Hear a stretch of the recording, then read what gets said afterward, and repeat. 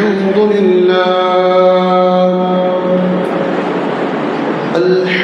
لله رب العالمين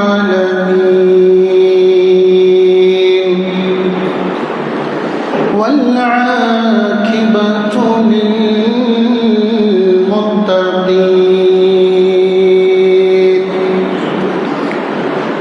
والصلاة والسلام على أشرف الأنبياء والمرسلين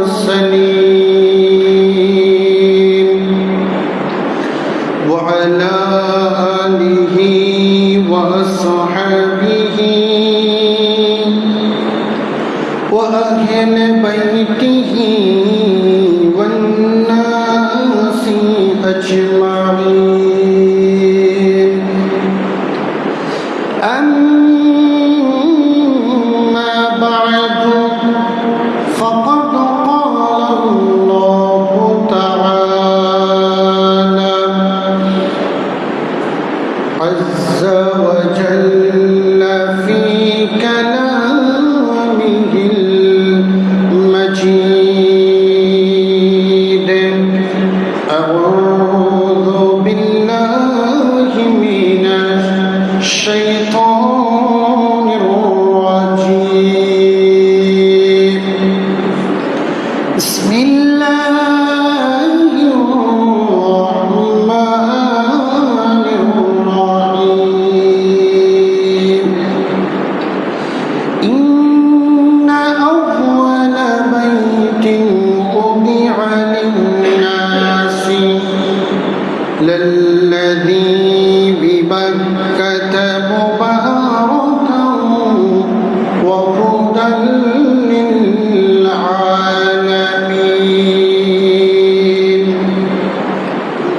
صدق الله العلي العظيم وصدق رسوله النبي الحبيب الكريم.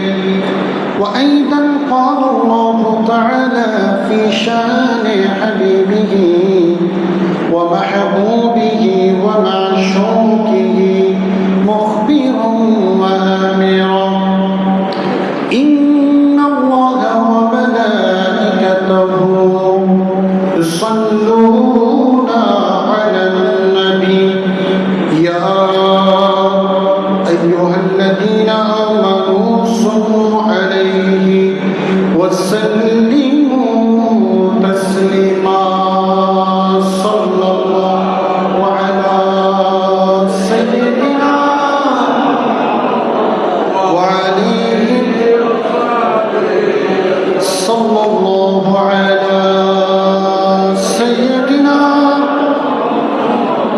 وعليه وأصحابه شمل المحبت নিয়ে অন্তরের অন্তঃস্থল থেকে পড়ি: আল্লাহুম্মা সাল্লি আলা সাইয়্যিদিনা মুহাম্মাদ ওয়া আলা আলি সাইয়্যিদিনা। ইচ্ছা করলে মায়ার নবীজি তাকিতে পারতেন আরশে, উম্মতের ওই মায়ায় পড়ে শুয়ে আছেন মদিনায়। আল্লাহুম্মা সাল্লি আলা মাওলানা মুহাম্মাদ ওয়া আলা আলি মাওলানা। সকলে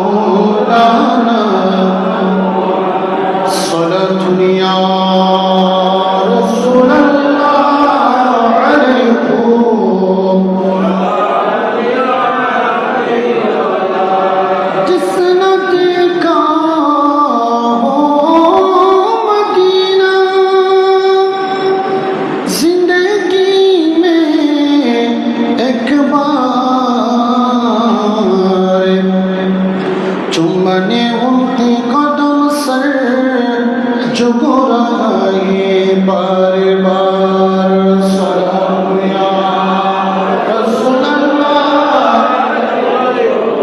सलाम ऐ नाम मोहम्मद सल्ली अला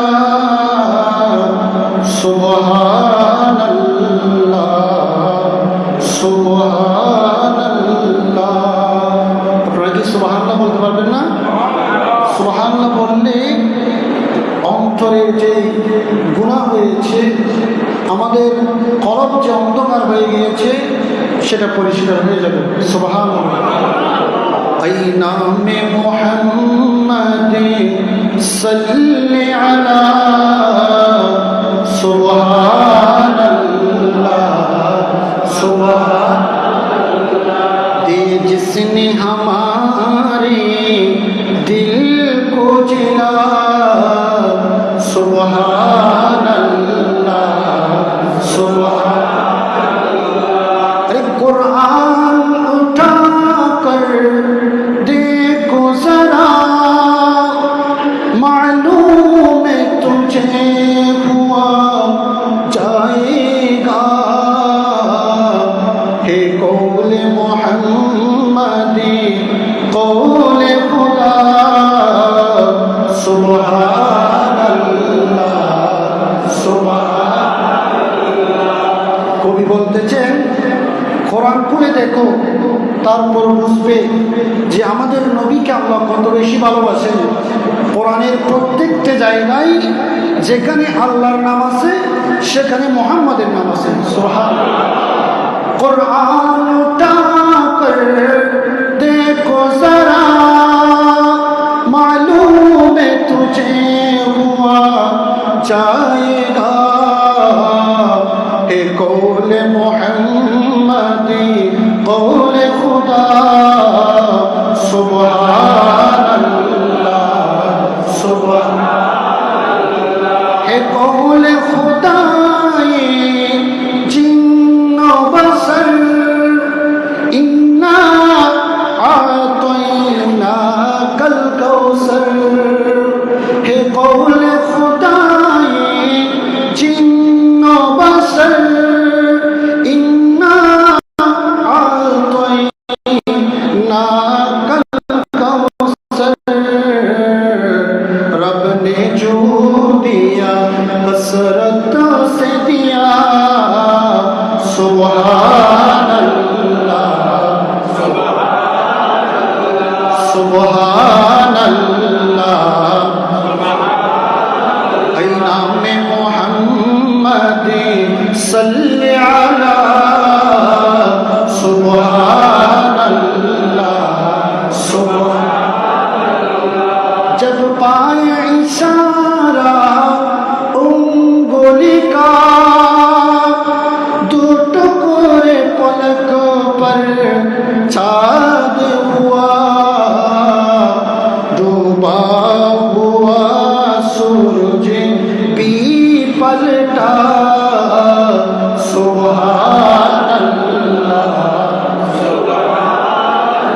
ऐ नाम मोहम्मद सल्ली अला सुभान अल्लाह सुभान। जिसने हमारे दिल को जिला सुभान अल्लाह। প্রশংসা আদায় করছি মহান রব্বুল আলামিনের আলিশান দরবারে, যেই রব্বুল আলামিন পবিত্র যুলকাদা তথা জিলকত মাসে তৃতীয় জুমার নামাজ আদায় করার লক্ষ্যে আগ্রাবাদ চিড়িয়া আবাসিক এলাকা বাইতুল আমিন জামে মসজিদে আজকের এই জুমার দিন বরকত মণ্ডিত দিন, গরিবের হজের দিন, মুসলমানদের একত্রিত হওয়ার দিনে আমাদেরকে সুস্থ শরীর নিয়ে আল কাবাতুল মুশাররফার এক টুকরো অংশ আল্লাহর ঘরে উপস্থিত হওয়ার তৌফিক দান করেছেন। সেই মহান রব্বুল আলামিনের দরবারে শুকরিয়া জ্ঞাপন করে সকলে মহব্বত নিয়ে বলি আলহামদুলিল্লাহ। আরেকটু মহব্বত নিয়ে বলি আলহামদুলিল্লাহ।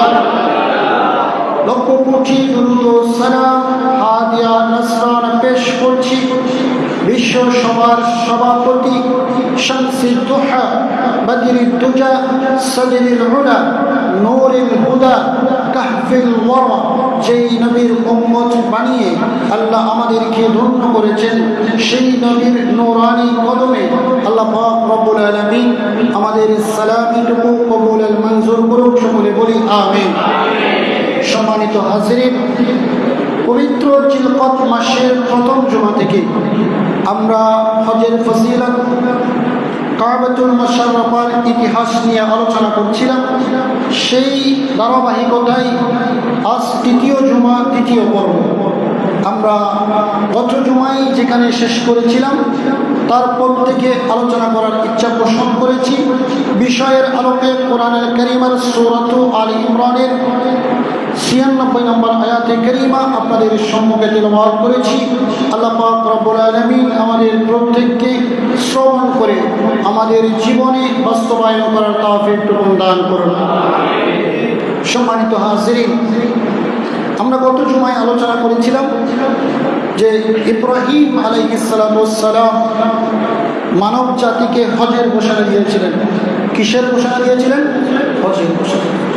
কাবা শরীফ প্রথমে কারা নির্মাণ করেছিলেন? কেউ বলতে পারবেন? আমরা বলেছিলাম প্রথম জুমায়, প্রথমে কারা নির্মাণ করেছিলেন? ফেরেশতাগণ। এরপরে নির্মাণ করেছিলেন আদম আলাইহিস সালাম। এরপরে নূহ আলাইহিস সালামের মহাপ্লাবনের সময়, সেটা অনেক বর্ণনায় পাওয়া যায় আল্লাহ উঠিয়ে নিয়েছেন, আবার অনেক বর্ণনায় পাওয়া যায় সেটা মাটির মধ্যে ধামাচাপা পড়েছে। এই ধরনের বর্ণনা পাওয়া যায়। এরপরে যিনি নির্মাণ করেছেন তিনি হচ্ছেন ইব্রাহিম খলিলুল্লাহ। সুবহানাল্লাহ।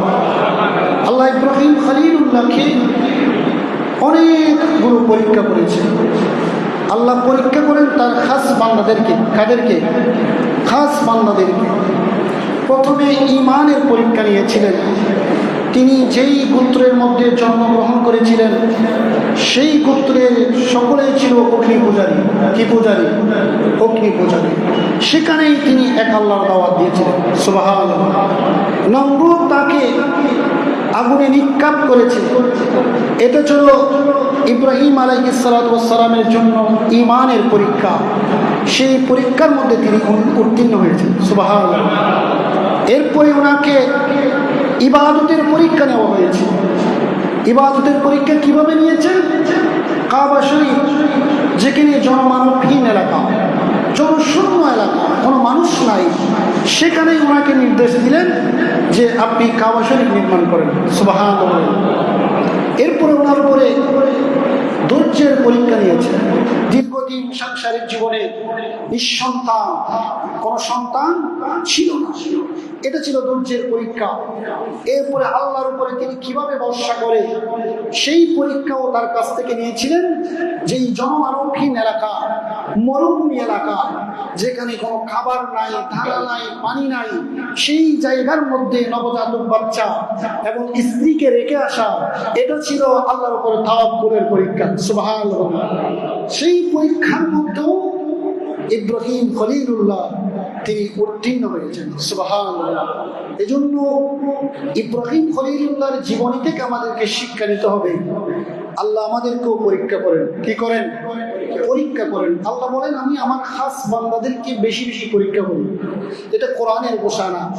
2 পারা 2 পৃষ্ঠার মধ্যে এই আয়াত রয়েছে। ওয়ালানাবলুওয়ান্নাকুম বিশাইইন মিনাল খাউফি والجوع ونقص من الأموال والأنفس والثمرات وبشر الصابرين। আল্লাহ বলেন বান্দা তোমাদেরকে আমি পরীক্ষা করব।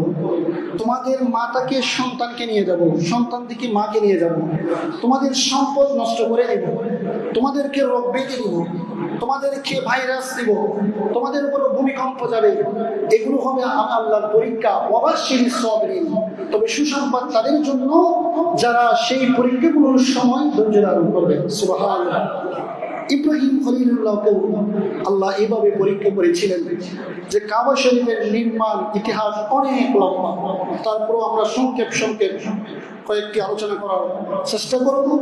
ইব্রাহিম খলিলুল্লাহর প্রাথমিক জীবনে ওনার স্ত্রী ছিল হযরতে সারা আলাইহিস সালাম। সুবহানাল্লাহ। প্রথমেই তিনি ইব্রাহিম খলিলুল্লাহর হাতে ঈমান গ্রহণ করেন এবং তারপরে ওনার হাতে ঈমান গ্রহণ করেন হযরতে লূত আলাইহিস সালাম। এই ঈমান গ্রহণ করার কারণেই তাদের গোত্ররা তাদেরকে দেশ ত্যাগ করতে বাধ্য করে, তাদেরকে বাইর করে দেয়। তারা তখন মিশরে গেলেন। কোথায় গেলেন? মিশর। সেই মিশরের বাদশা ছিল বড় জালেম, সেই ছিল নারী লোভী, সেই সবসময় অনৈতিক কাজের মধ্যে লিপ্ত থাকতো। সুন্দরী মহিলার দিকে তার একটু আকৃষ্ট ছিল। মিশরে যদি কোনো সুন্দরী মহিলা প্রবেশ করে সেটাকে ওই জালিম বাদশার কাছে নিয়ে যাওয়া হতো। ইব্রাহিম খলিলুল্লাহ মা সারা আলাইহিস সালাম তারা যখন মিশরে প্রবেশ করলেন, মিশরের প্রশাসন বাদশাকে বলল যে মিশরের মধ্যে একজন সুন্দরী মহিলা এবং দুইজন পুরুষ প্রবেশ করেছে। মহিলাটা এত বেশি সুন্দরী যে পানি পান করলে সেগুলো পর্যন্ত দেখা যায়। সুবহানাল্লাহ। তখন মিশরের বাদশা প্রশাসনকে নির্দেশ দিল, পুরুষ দুইজনকে জেলে নিয়ে যাও আর সুন্দরী মহিলাকে আমার কাছে নিয়ে আসো। এই নির্দেশ দিলেন। তখন প্রশাসন হযরতে সারা আলাইহিস সালামকে ধরে ওই জালিম বাদশার কাছে নিয়ে গেলেন। তখন তার মনের মধ্যে কুধারণা চলে আসলো, খারাপ ধারণা চলে আসলো। হযরতে সারা আলাইহিস সালাম তাকে বললেন, আমি ওযু করে আমাকে 2 রাকাত নামাজ পড়ার সুযোগ দেন। সুবহানাল্লাহ। তখন সেই সুযোগ সে দিলেন। হযরতে সারা আলাইহিস সালাম 2 রাকাত নামাজ পড়ে আল্লাহর কাছে হাত তুললেন, আল্লাহ আমি তো আপনার উপর ঈমান এনেছি, এই জন্য আমি দেশ ত্যাগ করেছি। আপনি না বিশ্বজাহানের মালিক, আপনি তো বাদশাহে বাদশা, আপনি চাইলে এসব জালেমদেরকে ধ্বংস করে দিতে পারেন। সেই ক্ষমতা আল্লাহর আছে কিনা? আছে। এই দোয়া করতে লাগলেন। আর ওই সময় ওই জালেম বাদশা হযরতে সারার দিকে তার হাত বাড়িয়ে দিলেন, সাথে সাথে তার হাত অবশ হয়ে গেল। সুবহানাল্লাহ। পা অবশ হয়ে যায়, শরীরের মধ্যে কম্পন সৃষ্টি হয়। ওই জালিম বাদশা বলে যে আপনি আমার জন্য আরেকটু দোয়া করেন, আমি আপনার কোনো ক্ষতি করব না। তখন হযরতে সারা আল্লাহর কাছে ফরিয়াদ করলেন যে আল্লাহ এই জালিম যদি এখন এই মুহূর্তে এখানে মৃত্যুবরণ করে আমাকে তো হত্যা মামলার আসামি করা হবে। আল্লাহ তাকে মৃত্যু দিও না, তাকে সুস্থ করে দাও। সুবহানাল্লাহ। সাথে সাথে সেই জালেম আবার সুস্থ হয়ে গেল। আবার হযরতে সারার দিকে হাত বাড়াইলেন। এভাবে 2 থেকে 3 বার হযরতে সারার দিকে হাত বাড়াইলেন। বারবার সে কি হয়ে যায়? অবশ হয়ে যায়। এটা ছিল আল্লাহ পাকের বড় পরীক্ষা। সুবহানাল্লাহ। এই জন্য এখান থেকে আমাদের জীবনে শিক্ষা নিয়ে বিষয় হলো, যত বড় বিপদ আসুক না কেন ভরসা রাখতে হবে কার উপরে? আল্লাহ চাইলে বিপদ থেকে উদ্ধার করতে পারে কিনা, সেই ক্ষমতা আছে কিনা, সেই বিশ্বাস কি আমাদের আছে? এই জন্য বিপদে পড়লে সাহায্য চাইবেন কার কাছে? হযরতে সারার এই ভরসা ছিল, আমার রব আমাকে অবশ্যই আমার ইজ্জতকে রক্ষা করবে। সুবহানাল্লাহ। তখন ওই জালেম বাদশা বলে, তোমরা আমার কাছে কোন মহিলা নিয়ে আসছো? এটা তো সাধারণ কোন মহিলা নয়, এটা নিশ্চয়ই বড় জাদুকর, নিশ্চয়ই আল্লাহর খাস বান্দা। তোমরা তাড়াতাড়ি ওই পুরুষ 2 জনকে এই মহিলাকে মিশর ত্যাগ করতে বাধ্য করো। সুবহানাল্লাহ। তখন জেল থেকে হযরত ইব্রাহিম খলিলুল্লাহ, লূত আলাইহিস সালাম এবং হযরতে সারা আলাইহিস সালাম এবং ওনার সাথে সেখানে দাসী হিসেবে ছিল বিবি হাজরা আলাইহিস সালাম। সুবহানাল্লাহ। তখন ওই জালেম বাদশা বলল, বিবি হাজরাকে নিয়ে যাও, বিবি হাজরাকে খাদেমা হিসেবে নিয়ে যাও। যখন ইব্রাহিম খলিলুল্লাহ এবং সারা আলাইহিস সালামের সাথে সাক্ষাৎ হলো, ইব্রাহিম খলিলুল্লাহ বলল, ওই বাদশা আপনার সাথে কি কি আচরণ করেছে আমি জেলখানা থেকে সব কিছু পর্যবেক্ষণ করেছি। সুবহানাল্লাহ। নবীদের ক্ষমতা আছে কি নাই? ওনার স্ত্রীর সাথে বাচ্চা কি কি আচরণ করেছে। ইব্রাহিম খলিলুল্লাহ ছিল কোথায়? জেলের মধ্যে। আর সেখান থেকে কিরূপ আচরণ করেছে ইব্রাহিম খলিলুল্লাহ বলে আমি সব কিছু নিজের চোখে দেখেছি। সুবহানাল্লাহ। তখন তারা মিশর ত্যাগ করে চলে গেল ফিলিস্তিনের মধ্যে। কোথায়? ফিলিস্তিন অনেক নবী রাসূলদের আগমন করেছে। এটা বরকতমণ্ডিত জায়গা। ফিলিস্তিনের মানুষ তাদেরকে ভালোভাবে গ্রহণ করেছে। অনেকে তাদেরকে জমি জায়গা দান করে দিয়েছে। সেখানে ইব্রাহিম খলিলুল্লাহ অনেক মসজিদ নির্মাণ করেছে, অনেক মুসাফিরখানা নির্মাণ করেছে। ইব্রাহিম খলিলুল্লাহ ফিলিস্তিনের জন্য এত বেশি দোয়া করলেন, আল্লাহ ফিলিস্তিনের মধ্যে ফল ফলাদি দিয়ে ভরপুর করে দাও। সেই থেকে এই পর্যন্ত ফিলিস্তিনের মধ্যে সবচেয়ে বেশি ফল ফলাদি উৎপাদন হয়। সুবহানাল্লাহ। এরপরে হযরত লূত আলাইহিস সালাম উনি রুমের দিকে দ্বীনের দাওয়াত দিতে চলে গেলেন। এবার হযরত সারা ইব্রাহিম খলিলুল্লাহকে বললেন, আল্লাহ তো আমাদেরকে সব কিছু দিয়েছেন, তবে আমরা একটা অভাবের মধ্যে আছি। সেটা হলো আমাদের দীর্ঘদিন সাংসারিক জীবনে আমাদের কোনো সন্তান নাই। আপনি বিবি হাজারাকে বিবাহ করেন, আমার যে খাদেমা ছিল তাকে বিবাহ করেন, হয়তো আল্লাহ তার গর্ভের মধ্যে সন্তান দান করতে পারে। সুবহানাল্লাহ। ইব্রাহিম খলিলুল্লাহ বিবি হাজারার সাথে শাদী হলো, আর সেই গর্ভের মধ্যে যে সন্তান আসলো সেটা হচ্ছে ইসমাঈল জবিহুল্লাহ। সুবহানাল্লাহ। ইসমাঈল জবিহুল্লাহ যখন জন্মগ্রহণ করলেন, হযরত সারা ওনাকে বেশি ভালোবাসতেন, ওনাকে বেশি মহব্বত করতেন। শুধু দুধ পান করার জন্য বিবি হাজারের কোলে দিতেন, বাকি সময় ওনার কোলের মধ্যে রাখতেন। একদিন ওনাকে বিছানার মধ্যে শোয়াই দিলেন, উনি কান্না করতেছে। ওই মুহূর্তে ইব্রাহিম খলিলুল্লাহ এসে তাকে কোলে নিয়ে একটু আদর করলেন। বাবা যেভাবে সন্তানকে কোলে নিয়ে আদর করে সেভাবে আদর করতে লাগলেন। তখন হযরত সারার আর সহ্য হলো। মহিলারা সাধারণত একটু হিংসা টাইপের হয়, ঈর্ষান্বিত হয়। তখন হযরত সারা বলেন, আপনার এই নবজাতক বাচ্চা এবং এই স্ত্রীকে আপনি এক মুহূর্তের জন্য এখানে রাখতে পারবেন না। তাদেরকে এমন জায়গায় রেখে আসেন যেখানে কোনো খাবার নাই, যেখানে কোনো পানি নাই, যেখানে মরুভূমি, সেই জায়গার মধ্যে তিনি রেখে আসেন। সুবহানাল্লাহ বলেন। এই নির্দেশ যখন দিলেন, ইব্রাহিম খলিলুল্লাহ প্রথম স্ত্রীকে অনেক বোঝানোর চেষ্টা করলেন, দেখো এটা তো আমার সন্তান, দীর্ঘদিন পরে আল্লাহ আমাকে একটা সন্তান দিয়েছে, সেই হিসাবে আমি আদর যত্ন করলাম। এখন হযরত সারা বলে, না সেটা হবে না, আপনি তাদেরকে কোথায় রেখে আসেন? মরুভূমির মধ্যে রেখে আসেন। এই কথা বললেন। তখন হযরত সারা হযরত ইব্রাহিম খলিলুল্লাহ আল্লাহর কাছে ফরিয়াদ করলেন, আল্লাহ আমি কোন মামলার মধ্যে পড়লাম, আমি কার নির্দেশ পালন করব? তখন আল্লাহ ওহী নাযিল করলেন, আপনি আপনার প্রথম স্ত্রী হযরত সারার নির্দেশ পালন করুন। আপনার দুই স্ত্রীর মনোমালিন্যের মাঝে বিশাল এক ধরনের রহস্য লুকিয়ে আছে। সুবহানাল্লাহ। তখন ইব্রাহিম খলিলুল্লাহ আল্লাহর নির্দেশ মোতাবেক ওনার স্ত্রী বিবি হাজরা এবং ইসমাঈল জবিহুল্লাহকে সাওয়ারির মধ্যে করে নিয়ে এই যে মক্কাতুল মুকাররমা, যেখানে চমচমের কূপ রয়েছে, সেখানে একটা গাছের নিচে নিয়ে গেলেন। সুবহানাল্লাহ। সাথে ছিল কিছু শুকনো খাবার, কিছু পানি। যখন সেই জায়গার মধ্যে নিয়ে ইব্রাহিম খলিলুল্লাহ তাদেরকে সেখানে রেখে চলে আসতেছে, তখন বিবি হাজরা বললেন, ইয়া ইব্রাহিম, আপনি তো আল্লাহর একজন নবী, আমি জানি আপনি আল্লাহর হুকুম ছাড়া কোনো কাজ করেন না। আপনি যে এই মরুভূমির মধ্যে, যেখানে কোনো খাবার নাই, যেখানে কোনো ছায়া নাই, যেখানে মানুষ নাই, জনমানবহীন এলাকা, আমার নবজাতক বাচ্চা আমাকে রেখে যাচ্ছেন, এটা কি আল্লাহর নির্দেশ নাকি আপনার ইচ্ছা? তখন ইব্রাহিম খলিলুল্লাহ বললেন, ক্বালা নাআম। এই হাদিসটা আপনি বুখারী শরীফের মধ্যে পাবেন, ফাযাইল ইব্রাহিম খলিলুল্লাহ, মুসলিম শরীফের সেই অধ্যায়ের মধ্যে বিশাল লম্বা হাদিস, এই হাদিস হয়েছে। ইব্রাহিম খলিলুল্লাহ বললেন, ক্বালা নাআম, আল্লাহর হুকুমে আমি আপনাদেরকে এই জায়গার মধ্যে রেখে যাচ্ছি। সুবহানাল্লাহ। তখন বিবি হাজরা উত্তর দিলেন, রাদিতু বিল্লাহ, যদি আল্লাহর হুকুমে এই জায়গার মধ্যে আমাদেরকে রেখে যান, অবশ্যই আমি সেই আল্লাহর উপরে সন্তুষ্টি আছি। আমি যে আল্লাহর উপরে ঈমান এনেছি, আমি জানি সেই আল্লাহ আমাকে কখনো ধ্বংস করবে না। সুবহানাল্লাহ।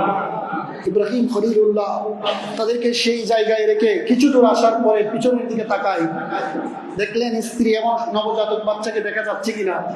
তখন দেখলেন তাদেরকে দেখা যাচ্ছে না। তখন ইব্রাহিম খলিলুল্লাহ কাবার দিকে মুখ করলেন। সেই দোয়া কোরআনুল কারীমের সূরা ইব্রাহিমের 36 নম্বর আয়াতের মধ্যে আল্লাহ তুলে ধরেছেন, রব্বানা ইন্নী আসকানতু মিন যুররিয়াতি বিওয়াদি গায়রি যি যারইন ইনদা বাইতিকাল মুহাররম। ও আল্লাহ, ও আমার প্রতিপালক, আমি আমার নবজাতক বাচ্চা, আমার স্ত্রীকে এমন জায়গার মধ্যে বসবাস করিয়েছি যেখানে কোনো খাবার নাই, যেখানে কোনো মানুষ নাই, ইনদা বাইতিকাল মুহাররম, আপনার সেই সম্মানিত ঘরের পাশে আমার এই নবজাতক বাচ্চা এবং স্ত্রীকে রেখে এসেছি। রব্বানা লিয়ুকিমুস সালাতা, তারা যাতে সেই সম্মানিত ঘরের পাশে আপনার ইবাদত বন্দেগী করে। সুবহানাল্লাহ।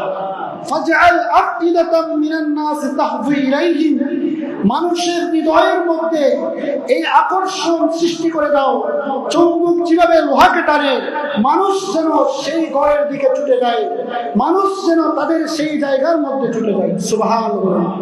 এখন মানুষের মনে কাবা শরীফের কথা বললে অন্তর নরম হয় কিনা? সবারই তো ইচ্ছা কাবা শরীফ যাওয়ার, ইচ্ছা আছে কি নাই? আছে, একটা টান আছে। কাবা শরীফ যেতে পারলে সেই মনে হয় জীবনের সবচেয়ে বেশি খুশি হয়। এটা ইব্রাহিম খলিলুল্লাহ দোয়া করেছিলেন, আল্লাহ মানুষের হৃদয়ে এমন টান সৃষ্টি করে দাও, মানুষ যেন ওই কাবার দিকে ছুটে যেতে পাগল হয়ে যায়। সুবহানাল্লাহ। ওয়ারযুকহুম মিনাস সামারাত লাআল্লাহুম ইয়াশকুরুন, এবং আল্লাহ তাদের জন্য সেখানে রিজিকের ব্যবস্থা করে দাও, সেই মক্কাতুল মুকাররমার মধ্যে ফল ফলাদি দিয়ে ভরপুর করে দাও, লাআল্লাহুম ইয়াশকুরুন, তারা যাতে আপনার কৃতজ্ঞ হয়। সুবহানাল্লাহ। সেখানে রেখে আসার পরে মা হাজারা আলাইহিস সালাতু ওয়াস সালাম, ওনার যে পানি ছিল সেগুলো শেষ, শুকনা খাবার ছিল সেগুলো শেষ। এখন সন্তান দুধ পাচ্ছে না, স্তনের দুধ শুকিয়ে গিয়েছে। তখন মা হাজারা চিন্তা করলেন পাশেই সাফা পাহাড়, সেই পাহাড়ের মধ্যে গেলেন, পাহাড়ের চূড়ায় উঠলেন, এদিক সেদিক তাকালেন, কোনো মানুষ নাই, কোনো খাবার নাই। সেখান থেকে আবার গেলেন কোথায়? মারোয়া পাহাড়ে। সেই পাহাড়ের চূড়ায় উঠলেন, সেখানেও কোনো খাবার নাই, কোনো মানুষ নাই। এভাবে তিনি 7 বার চক্কর করেছেন। সুবহানাল্লাহ। সেটা আল্লাহর বড় পছন্দনীয় হয়েছে। আল্লাহ বলতে লাগলেন, ও হাজারা, আপনি কষ্ট করে সাফা পাহাড়ে গিয়েছেন, কষ্ট করে মারওয়া পাহাড়ে গিয়েছেন, কিয়ামত পর্যন্ত যতগুলো উম্মতি মুহাম্মদ আসবে, যতগুলো উম্মতি মুহাম্মদ হজ করতে যাবে, উমরা করতে যাবে, তাদের উপর আমি আবশ্যক করে দেব সাফা এবং মারওয়া পাহাড়ে দৌড়াদৌড়ি করার জন্য। সুবহানাল্লাহ। সেই পাহাড় থেকে কোনো মানুষের সন্ধান পেলেন না, খাবারের সন্ধানও পেলেন না। আবার চলে আসলেন, সন্তান কি করতেছে? এদিকে হযরত ইসমাঈল জবিহুল্লাহ, ছোট বাচ্চা, ছটফট করতেছে, খাবার নাই, পানি নাই, কিছু নাই, কি করবে? ওই মুহূর্তে জিবরিল আমিন উপস্থিত হলেন। সুবহানাল্লাহ। জিবরিল বললেন, আপনি এত ছটফট করবেন না, আপনার যে রবের উপর আপনি ঈমান এনেছেন সেই রব আপনাকে কখনো ধ্বংস করবেন না। আপনার সন্তানের পায়ের ঘোড়ালি দিয়ে একটু মাটিতে আঘাত করতে বলেন। অনেক বর্ণনায় পাওয়া যায় যে জিবরাইল মাটিতে আঘাত করলেন, সাথে সাথে সেখান থেকে পানি ওঠা আরম্ভ করলেন। সুবহানাল্লাহ। এবং হাদিসের মধ্যে এটাও বলা হয়েছে যে ইয়া জামজাম, তিনি যদি সেই চতুর্দিকে যদি সেই বাঁধ যদি না দিতেন, মক্কাতুল মুকাররমা পুরো ঝর্ণায় পরিণত হয়ে যেত। সুবহানাল্লাহ। সেখান থেকে জমজম উৎপাদিত হয়। সেখান থেকে মা হাজারা আলাইহিস সালাতু ওয়াস সালাম পানি পান করলেন, সন্তানকেও পানি পান করাইলেন, এবং এমন জমজম পানি উৎপাদিত হয়েছে যে কিয়ামত পর্যন্ত লক্ষ লক্ষ হুজ্জাজে কেরাম, উমরাকারী সেখানে গিয়ে সেই পানি পান করবে এবং আবার বোতল ভরে ভরে বিশ্বের বিভিন্ন প্রান্তে নিয়ে যায়, তারপরও পানির কমতি নাই, কিয়ামত পর্যন্ত সেখান থেকে উঠতে থাকবে। এবং সেই জমজম পানি পৃথিবীর সবচেয়ে বিশুদ্ধ পানি হলো সেই জমজম পানি। সেখানের মধ্যে আল্লাহ মুমিনদের জন্য, যারা সেই জমজম পানি পান করবে, তাদের জন্য আল্লাহ শিফা রেখেছেন। সুবহানাল্লাহ। ইবনে মাজাহ শরীফের মধ্যে হাদিসে এসেছে যে কেউ যদি জমজমের পানি নিয়ত করে পান করে, যেই নিয়তে সে পান করবে সেই নিয়ত আল্লাহ পূরণ করে দিবেন। সুবহানাল্লাহ। পানি বসে খাওয়া সুন্নাত, পানি বসে খাওয়া কি? কিন্তু জমজমের পানি দাঁড়িয়ে খেতে হয়। জমজমের পানি কি করে খেতে হয়? দাঁড়িয়ে খেতে হয়। বুখারী শরীফের হাদিস এসেছেন, নবীজি বলেছেন সাকাইতুন নবী সাল্লাল্লাহু আলাইহি ওয়াসাল্লাম মিন মাইন জামজামা ফাশারিবা লাহু ওয়া হুয়া কায়িমুন। ও নবী, জমজমের পানি আপনি দাঁড়িয়ে পান করেন কেন? বলে এটা তো ইসমাঈল আলাইহিস সালাতু ওয়াস সালামকে সম্মান করে, কারণ এটা আল্লাহর নিয়ামত। এই জন্য আমি নবী জমজমের পানি দাঁড়িয়ে পান করি। কিয়ামত পর্যন্ত আমার উম্মতের উপরে সুন্নাত হয়ে যায় যে জমজমের পানি দাঁড়িয়ে পান করা। সুবহানাল্লাহ। এজন্য জমজমের পানি দাঁড়িয়ে পান করা কি সুন্নাত। এটা কাকে সম্মান করে? ইসমাঈল আলাইহিস সালাতু ওয়াস সালামকে সম্মান করে। এখান থেকে একটা মাসালা আমি বলি, ইসমাঈল আলাইহিস সালাতু ওয়াস সালামকে যদি সম্মান করে জমজমের পানি যদি আপনি দাঁড়িয়ে পান করেন, আর আমার নবীকে সম্মান করে দাঁড়িয়ে সালাম দিলে কি বেদাত হবে? হ্যাঁ, আমার নবীর সম্মান তো অনেক করতে, আমার নবীকে তো আল্লাহ অনেক মর্যাদা দিয়েছেন, আমার নবীকে তো আল্লাহ হাবিবুল্লাহ বলেছেন। আরে ভাই, সেই নবীকে সালাম দিতে একটু দাঁড়িয়ে সালাম, সালাম বসেও দেওয়া যায়, কিন্তু দাঁড়িয়ে দেওয়াটা আদব। দাঁড়িয়ে দেওয়াটা কি আদব, সম্মান। অনেকে দেখা যায় দাঁড়িয়ে সালাম হচ্ছে, সে তাড়াতাড়ি বের হয়ে যাচ্ছে, বলে বেদাত বেদাত শিরিক, হুজুরে কিছু জানে না। ওই সাত টাইম পরে দুই একটা হাদিস পড়তে মোবাইল থেকে, সে একেবারে বড় মুফতি হয়ে গেছে। সেই ফতোয়া দিতে গেলে মিলাদ কিয়াম বেদাত, এগুলো করবেন না। কারণ নবীদের সাথে তাজিম করা এটা আল্লাহর সুন্নাত। সুবহানাল্লাহ। নবীদেরকে সম্মান দিয়েছেন সেই আল্লাহ, উচ্চ আওয়াজে বলুন সুবহানাল্লাহ। সেখান থেকে জমজম সৃষ্টি হলো। এভাবে হযরতে অনেক ওয়াকিয়া আমি কেটে রাখতেছি। এখানে ইসমাঈল জবিহুল্লাহ শাদী করলেন এবং তাদের সেখানে বিবি হাজরা ইন্তেকাল করলেন। এরপরে ইব্রাহিম খলিলুল্লাহ স্ত্রী সারাকে বললেন, আমার একটা ছোট বাচ্চা, নবজাতক বাচ্চা ওই যে মরুভূমির মধ্যে আমি রেখে এসেছিলাম, তাদেরকে একটু দেখতে যেতে ইচ্ছা পোষণ করতেছে, আপনি কি অনুমতি দিবেন? তখন হযরতে সারা অনুমতি দিলেন, আপনি তাদেরকে দেখে আসুন। সুবহানাল্লাহ বলেন। এই ইব্রাহিম খলিলুল্লাহ আবার মক্কাতুল মুকাররমার মধ্যে আসলেন। এসে ইসমাঈল জবিহুল্লাহকে বললেন যে আল্লাহ আমাকে নির্দেশ দিচ্ছে এই জায়গার মধ্যে আল্লাহর ঘরটা পুনর্নির্মাণ করার জন্য। সুবহানাল্লাহ। বলেন, আপনি কি আমাকে একটু সাহায্য করবেন? দেখেন, দীর্ঘদিন বাবা এবং ছেলের সাথে কোনো সম্পর্ক নাই, নবজাতক বাচ্চাকে মরুভূমির মধ্যে রেখে গিয়েছে। আর আমাদের সময় এখন হলে আগে বাবাকে কি করে দিবে? কতল করে দিবে। বলে তো আমার মা আমাকে পাহাড়ের চূড়ায় রেখে গিয়েছে, আবার এখন আসছো কি করতে? আল্লাহর ঘর নির্মাণ করতে। এখন হলে কি করে দিবে? কতল করে দিবে। ইসমাঈল জবিহুল্লাহ তখনও বাবার সাথে সুন্দর আচরণ।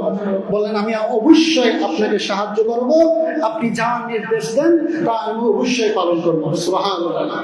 সেখানে সেই কাবা ঘরে মিস্ত্রির দায়িত্ব পালন করলেন ইব্রাহিম খলিলুল্লাহ। আর সেখানে যিনি মান সামান নিয়ে এসেছেন তিনি হচ্ছেন ইসমাঈল জবিহুল্লাহ। সুবহানাল্লাহ। আবু কুবাস পাহাড় থেকে পাথর আনা আরম্ভ করলো, খানায়ে কাবা নির্মাণ কাজ শুরু করতেছে। যখন কোমর পর্যন্ত হলেন তখন ইব্রাহিম খলিলুল্লাহ বললেন, এখানে একটা সুন্দর পাথর কি করতে হবে? ফিট করতে হবে, যাতে মানুষের কি হয়? দৃষ্টি আকর্ষণ হয়। তখন ইসমাঈল জবিহুল্লাহ সেই আবু কুবাইস পাহাড়ের মধ্যে চলে গেলেন সুন্দর পাথর খোঁজার জন্য। সেখানে জিবরিল এসে বললেন, এই পাহাড়ের মাটির নিচে দুইটা পাথর রয়েছে, একটা পাথর নিয়ে কাবা ঘরের কর্নারের মধ্যে লাগিয়ে দিতে বলবে, আর একটা পাথরের উপরে দাঁড়িয়ে যে তোমার আব্বাকে কাবা ঘরের নির্মাণ কাজ সম্পূর্ণ করতে বলবে। সুবহানাল্লাহ। সেই দুইটা পাথর নিয়ে আসলেন। একটার নাম হলো হজরে আসওয়াদ, আরেকটার নাম হলো মাকামে ইব্রাহিম, যেটা সম্পর্কে কোরআনের আয়াত নাযিল হয়েছে, ওয়াত্তাখিযু মিন মাকামি ইব্রাহিমা মুসাল্লা। ইব্রাহিমের দাঁড়ানোর স্থানকে তোমরা নামাজের জায়গা করে নাও। সুবহানাল্লাহ। যে হজরে আসওয়াদ, ওই পাথরগুলো যখন ইসমাঈল জবিহুল্লাহ নিয়ে আসতেছে, কিতাবের মধ্যে বর্ণনা করে ওই পাথরগুলো এতই আলোকিত ছিল যে মসজিদ থেকে মাগরিব পর্যন্ত সম্পূর্ণ এলাকাটা আলোকিত হয়ে গিয়েছে। সুবহানাল্লাহ। এবং তিরমিজি শরীফের হাদিসের মধ্যে এসেছেন, ওয়া হুয়া আশাদ্দুল বাইদুন মিনাল লাবানি, যে হযরত আসওয়াদ পাথর দুধের চেয়েও সাদা ছিল। ওয়াসাওয়াদাতহু মিন বানি আদমা, বনি আদমের গুনাহগুলো সংগ্রহ করতে করতে সেই পাথর কালো হয়ে গিয়েছে। সুবহানাল্লাহ।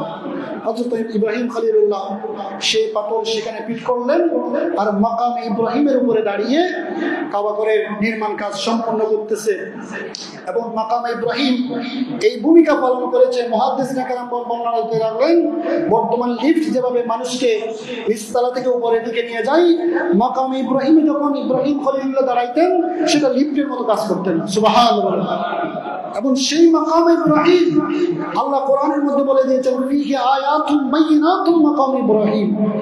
এবং কাবা ঘরের একটি নিদর্শন হলো মাকাম ইব্রাহিম। সুবহানাল্লাহ। এবং নবীজি বলেছেন, যারা 7 বার তাওয়াফ করবে, 7 চক্কর দেওয়ার পরে সেখানে 2 রাকাত নামাজ পড়া ওয়াজিব। 2 রাকাত নামাজ পড়া কি ওয়াজিব। এবং মাকাম ইব্রাহিমকে সামনে রেখে নামাজ আদায় করা সুন্নাত। নবীজির হাদিসে রয়েছেন, নবীজি কাবা ঘর এবং ওনার মাঝখানে মাকাম ইব্রাহিমকে রেখে নামাজ আদায় করতেন। সুবহানাল্লাহ বলেন।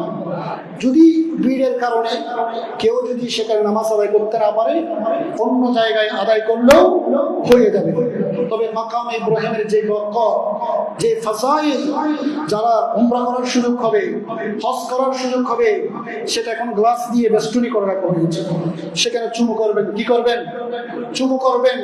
আমাদের দেশে অনেকে আপত্তি করে, বলে মাকাম ইব্রাহিমের সামনে নামাজ পড়া এত আবশ্যক নয়, বলে সেখানে চুমু দেওয়া জায়েজ নেই। নাউজুবিল্লাহ বলেন না। অথচ হযরতে ওমর রাদিয়াল্লাহু তাআলা, হযরতে আবু বকর সিদ্দিক, তারা যতবার উমরা করেছে, যতবার হজ আদায় করেছে, সেই মাকামে ইব্রাহিমের মধ্যে চুমু দিয়েছেন। সুবহানাল্লাহ। যদিও এটা জান্নাতি পাথর, এটা দামি হয়ে গেছে, ইব্রাহিম খলিলুল্লাহর পা, সেখানে যেহেতু লেগেছে, আল্লাহ সেই পাথরকে দামি বানিয়ে দিয়েছেন। সুবহানাল্লাহ। কিয়ামত পর্যন্ত সেই পাথর থেকে যাবে। সুবহানাল্লাহ। সেজন্য কারো ফতোয়ায় কান দিবেন না। সেখানে গেলে ওই গ্লাসের উপর আপনি চুমা দিবেন।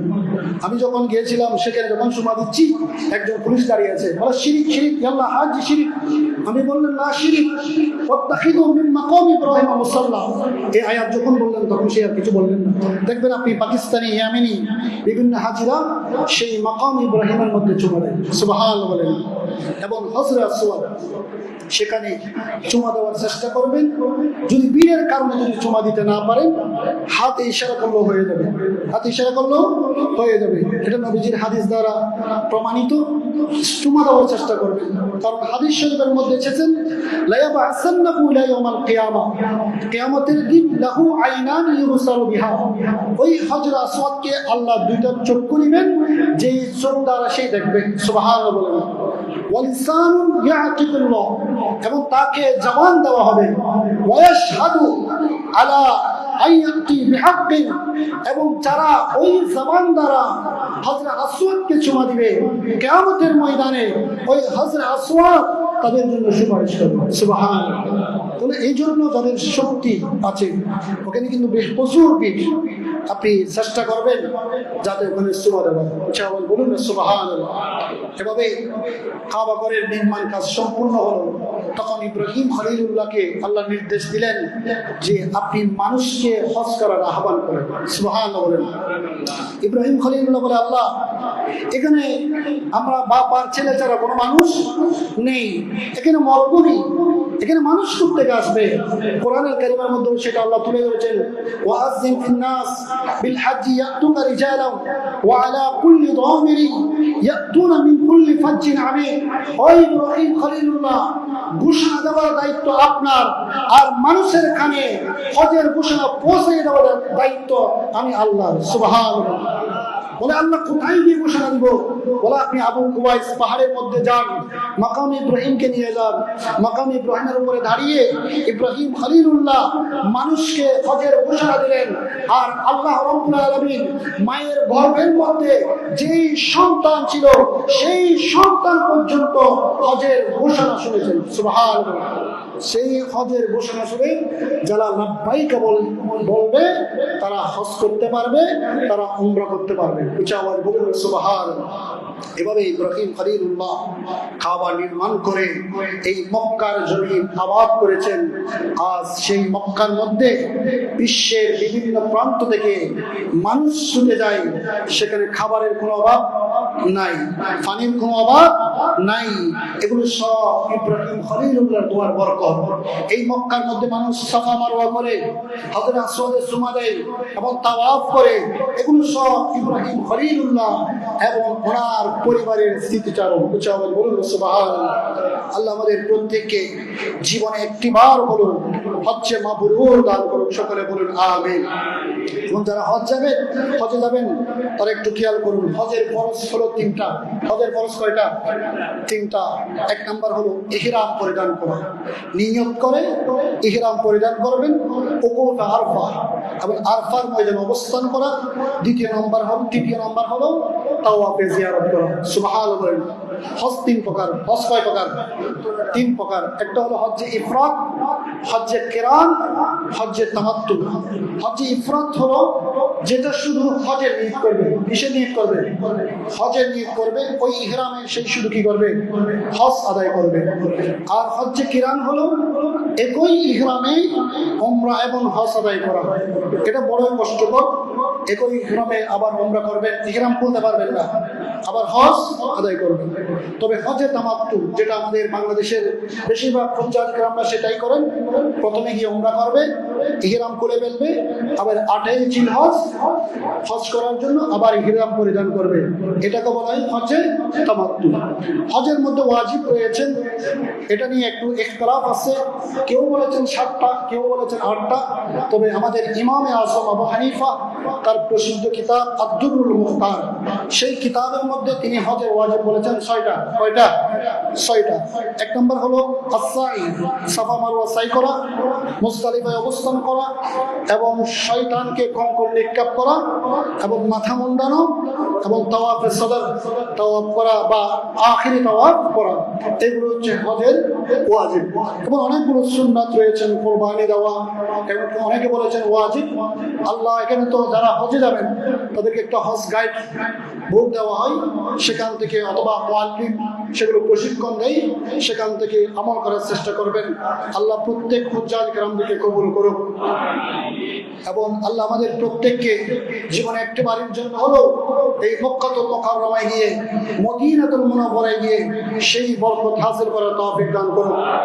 এবং একটি মাসালা, যেহেতু জুমার দিন গুরুত্বপূর্ণ বিষয় হলো খুতবা। গুরুত্বপূর্ণ বিষয় কি? খুতবাকে আমরা অনেকেই গুরুত্ব দিই না। অনেকে বললে 50% মুসল্লি খুতবাকে কি দেয় না, গুরুত্ব দেয় না। অনেক সময় আমি দেখি যখন খুতবা চলে তখন মানুষ আসতেছে। খুতবা এটা জুমার নামাজের অন্তর্ভুক্ত। জুমার দিন খুতবা দেওয়া সুন্নতে মুআক্কাদা। খুতবা দেওয়া কি?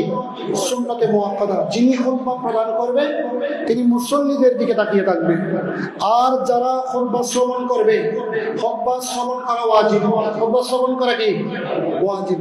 যারা খুতবা শ্রবণ করবে তারা যিনি খুতবা প্রদান করবে তার দিকে তাকিয়ে থাকবে। তবে কিভাবে তাকিয়ে থাকবে? নামাজের মতো করে।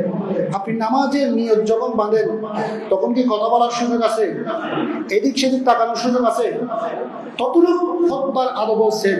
খুতবা বলার সময় যাদের বসতে অসুবিধা নাই, আপনারা নামাজের মতো করে বসবেন এবং যিনি খুতবা প্রদান করবেন তার দিকে তাকিয়ে থাকবেন, কোনো কথা বলবেন না। হাদিস শরীফের মধ্যে রয়েছে খুতবা বলার সময় যারা কথা বলে তাদেরকে যে নিষেধ করবে সে গুনাহগার হবে। সে কি হবে? গুনাহগার হবে। অনেক সময় আমি দেখি খুতবা পড়ার সময় অনেকে ঝুঁকতেছে, অনেকে আবার পিছনে কথা বলতেছে, এদিক সেদিক তাকাচ্ছে। এটা করবেন না। খুতবা বলার সময় মনে করবেন আপনি নামাজে আছেন। কোথায় আছেন? নামাজে আছেন। মনোযোগ সহকারে খুতবা শ্রবণ করবেন। আল্লাহ আমাদেরকে আমল করার তৌফিক দান করুন। যারা সালাত সুন্নাত আদায় করেন, সালাত সুন্নাত আদায় করুন।